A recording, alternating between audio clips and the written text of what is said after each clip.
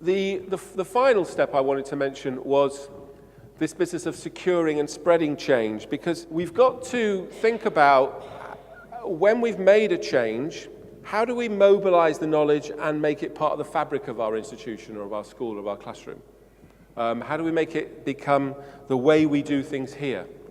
And ensure that people take it on and it stretches across the school, especially if we've got the evidence that it works.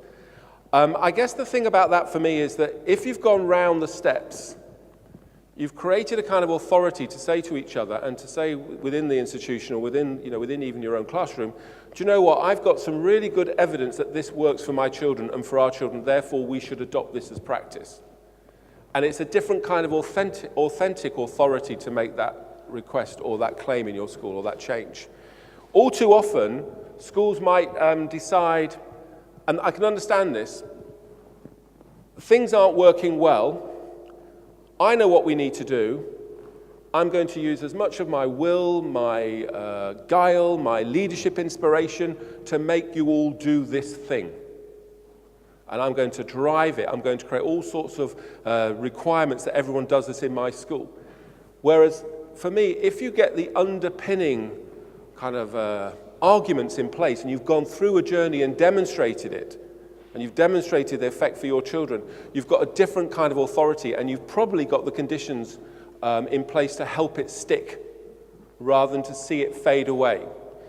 The best example I can think of at the moment is we know, for example, that peer-to-peer learning for children is a very powerful model of learning. There's lots of evidence that peer-to-peer can be very effective. It's notoriously hard to keep it going in a school. We'll try it for a year, we'll get the kids organized, we really enjoyed it, it went really, really well, we don't do it anymore. People just couldn't be bothered to, alter their timetable, move these kids around by age, pull them together. It's just too much bother, I'd just rather have my class and that's it. And it might be that what we need to do is create much stronger reasons of why this is the way we do things here. That might help us secure and embed our change over the long term. And I think that's true of many examples. So the suggestion is that going around a cycle like that might not only help us apply the evidence, I'm very worried about us generating evidence and it being passively there and it's not going to make any difference. We just have all this evidence sitting in, whether it's fancy toolkits or whatever, who cares? If it's not actually being brought to bear in the classroom. And what we need to do is we need to build an understanding of what's the best way of making that transition from an evidence into changing practice. Now, you've got to be very skeptical about models like this because you can just make them up. What we now need to do, and what we're committed to do, is to evidence and research how do we bring knowledge into the classroom? How do we mobilize knowledge? And we're going to conduct a whole series of studies, I hope, to find that very question out. So this isn't just going to be a hypothesis, another model of school improvement that someone's made up and put a fancy circle around. It's actually going to be underpinned itself by evidence. But for all those people that are involved in, interested in educational research, and that's why we're all here, I think the toughest question is not to generate the evidence, not to find the right question. The real question is, how do we use evidence and encourage teachers and motivate and support teachers to actually bring it to bear in their own classroom and to help it become embedded in their system? So just some questions, then I hope we have a discussion, is the first bit of the study, and I've made it clear that my focus is on the gap. What is the most pressing question that you think about teaching and learning right now? I always ask that because we're always looking for what we might fund, and so we're looking for great ideas. What is the most pressing question right now in teaching and learning in your classroom, in your school? It's not a grandiose thing about the world. It's your children right now. What's the most pressing issue you face about their teaching and learning? Do you believe, and this is, again, this audience is a bit odd, do you believe that I don't mean you're odd, I mean it's odd for me to ask this question of this audience, because you will, I think say yes to this, that evidence could help you, your colleagues and your pupils? Or is it just a kind of red herring, this evidence thing? We just need to tell people what to do. Stop doing all this stuff about evidence. But do you believe that evidence could help you? Do you make the time, or do you have the time? Is the time made for you, it might be another question, to engage with evidence? How do you make that time if you do? Have you found that time to do that? When you innovate, do you evaluate? So a great one for me would be iPads. We recently had a funding round for a technology. We could have really helped Apple, seriously. We could have bought more iPads. The running story about iPads, of course, is iPads are a fantastic answer. What's the question? Who can tell me the question? So we could have just bought hundreds of iPads, apparently. That was the proposals that we got from many, many schools. When we innovate and do something like that, do we evaluate? Do you evaluate? And this is the final question. Probably David Weston's talking about it now, I think, probably. In your own professional identity as a teacher, in being the best teacher I can be, where does evidence sit within that? Isn't it odd that I can meet many teachers who say, look, Kevan, I'm just not really interested in this evidence stuff. I'm a teacher. I want to teach. And I find that a kind of interesting point, that you can have a strong identity as a teacher, as a professional teacher, but you can still deny that I have any need to worry about or attend to evidence. And that's something which we, as a profession, need to sort of think about and talk about with each other. So, some questions, a few points, but, let's have some discussion, I hope, about either the work of the EF or some of the things I've said, any reflections or comments from anyone. So our colleague's point, I'm sorry, I don't know your name, was that the most pressing point for you is this relationship between the emerging knowledge from neuroscience and issues on gender and the learning of teenagers. And the girls and boys attainment gap.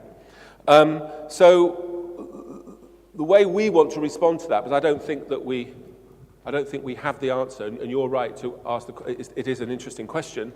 We're looking to have a funding round which is about neuroscience. But on the neuroscience round we'll do probably together with the Wellcome Trust, it's not going to be let's have lots of wacky ideas about neuroscience. It's going to be there's a strong body of knowledge about neuroscience, and what we want to know is how do you bring that to bear in a classroom to make a difference? So your questions are really great. So is there anything that neuroscience can offer us or help us with when we're attending to those sort of questions? And it's the similar approach we took to technology. We want to say there's already a lot known about learning. How can technology facilitate better learning? How can the body of knowledge about neuroscience facilitate better teaching and learning? That's the kind of journey that we'll go on. So, what we need to do is check that the questions that we ask when we do that study help you with your pressing point. But on the gender gap, by the way, it's worth noting that when you look at the performance of children on free school meals, and you look at their low outcomes compared to other children, it's not actually a boy issue. It's a usually working poor, but poor white children issue. And it's both boys and girls. So Ofsted's report recently showed all this in a lot of detail and said one of the things we need to stop thinking about only is our phrase, people throw away phrase, white working class boys. It's actually white poor children. It's boys and girls, but your point is still well made. Yeah. Yes, sir, and then we'll come down the front. Yeah. Yeah, so our colleague's point, I guess you all heard it was about the emphasis on trying to interpret the toolkit, for example, in your own classroom, in your own school, rather than some of the rather simplistic interpretations of the evidence, and the risk of the simplistic interpretation. Interestingly, the toolkit, since we launched it, we've had a few thousand teachers, schools a week go to it. And then Ofsted suggested that in the accountability framework, if you were going to get through the question of how using the pupil premium, they cited the toolkit. The minute they said that, it went through the roof, of course, because you've got this this response to anything Ofsted even thinks or utters, in English education, as being, that must be what I must do. And what I'm worried about is, it's great to see people going to the toolkit, this is picking up your point, but it's really worrying if people see it's a tick box exercise. So do you know what? I've seen your evidence about teaching assistants, I'm sacking them all. Because actually, when you read the next page down after the headlines in the toolkit, it tells you that when you look at the teaching assistant entry, it says that the average effect, and this is the great risk of average effects in things like summaries and toolkits, the average effect was this, but there's a great big range. And there are some teaching assistants having a fantastic effect. But by the way, and I always say to every head teacher audience, they're all yours. And then there are some having, obviously to get to the average of 0, a negative effect. The challenge is, how do we really pull out what the really effective schools and teaching assistants were doing and make that our common practice? That's the challenge, not to say let's just turn our back on these brilliant people, many of them are heroes of the system, who we just kind of now are saying, have no effect. That is not the answer. So to answer your point, how do we go about this? Well, there's the grunt way, which is the fact that we've spoken directly to 1 in 7 heads in England about this and having this direct challenge to them about have you gone deep enough.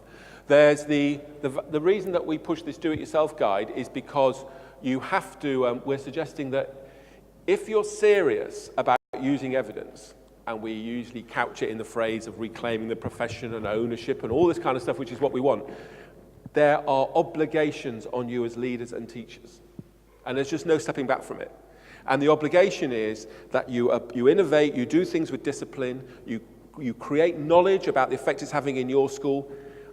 Otherwise, if you're not prepared to put that effort in, people shouldn't be surprised that someone's just going to tell you what to do. And in fact, why not? Because so that there's no backing off from that point. You need to really do the work to find out what difference it makes in your school and what effect you're getting.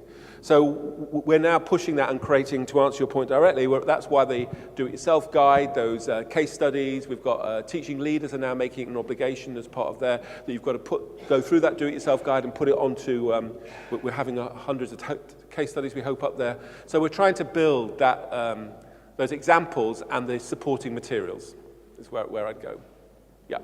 Yeah, let's go here. Yeah, that's really good. That's really good. That's really good. Well, the 2 points. So the first is, will we do studies and expect very little impact? And would we publish that? And then what would success look like? We will absolutely publish everything. I'm expecting a significant number to actually say, do you know what? This does make a difference, but it's not all that. It's not difference that's earth-shattering, because that would be surprising. We don't think there's a silver bullet. We don't think we're just hunting it out and we'll say, if you've got an attainment gap, we found the answer. Don't worry, everyone. It's not going to be like that. It's going to be, as you see in the toolkit, it's going to be a series of things, and schools have to orchestrate provision, using this evidence for their own context. But we will absolutely publish all of our findings. And the one that I was mentioning to you, which we will be publishing soon, is this idea that overall effect looked quite good, quite strong actually, but for the free school meal children, it had a really small effect. Now that's interesting. What's going on? And it's going to be in the way that we analyse and talk about this evidence, rather than just saying there's going to be a nice headline from us saying we've sorted it out, here's an answer. So there's no easy wins. Now, there's going to be a challenge there about the patience of the system. Are we ready for that kind of work and it not being as sort of simple as we want it to be? So, we simplify things, but we don't make them simple. That's our task. What will success look like for us? Success looks like that you make an investment and you obviously make progress for the particular children we're interested in. All children make progress, but it makes more progress for disadvantaged children, that accelerates their attainment, and that it's worth the investment, that it actually is a cost-effective. It's cost-effective, meets the needs of these children, and it raises their attainment more quickly than it otherwise would. That's the kind of things we're looking for through all of this. People are beginning to gather, so I better do one more and then stop. So your point is an important one, because there's certain things you can do inside the classroom and inside schools, and then there are there's the kind of how wealth is distributed in a country and how much people have. It's not fudging it, but we're very much focused on what we can do in schools. Now, the reason that I push that, and I will stand by that for a moment, is because when you look at the performance of children on free school meals in England, it's incredibly varied. There are places where you want to avoid being born poor, quite frankly, because currently the education system fails you. And there are places where if you're born poor, relatively, you actually do, your gap is much closer. So until the education system, I think, has the, can say, we've got consistency, we're doing our bit, we're delivering for children, the best way we can in a consistent way, I think it's quite hard for us to turn to some of these other issues. I'm not saying we shouldn't, but so I'm in the business of what can we do in classrooms, in schools, to get it consistently done as well as it is in the best places and achieving the best we can. Because actually, if we did that, if all schools were doing as well as, say, the best top quarter of schools in terms of children with come from free school meal families, we'd close the gap by half. And there's no reason why we shouldn't see that as a kind of a challenge that we should face to at the moment and use evidence to help us. Right, people are gathering. Thank you very much, everybody. I better stop.